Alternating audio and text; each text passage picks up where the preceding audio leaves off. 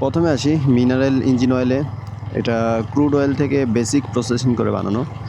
Mineral oil কাদের জন্য আসলে? নতুন রাইডার, যারা নতুন রাইড করা শুরু করছে তাদের জন্য।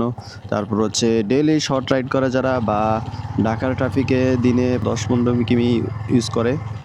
তারপর হচ্ছে স্লো স্পিড সিটি রাইড করে, আরপিএম কম থাকে, গিয়ার বেশি চেঞ্জ হয় না। তারপর হচ্ছে পুরনো ইঞ্জিন বা বেসিক ডেইলি ইউজ করে। আর যারা ইঞ্জিনে বেশি পুশ করে না, মানে রেডি পিক আপ কম মারে আর কি। এখন আসি মিনারেল অয়েলের সুবিধা। সস্তা হয়, ক্লাস ফ্রেন্ডলি হয়, লো আরপিএমে ঠিকঠাক মতো কাজ করে।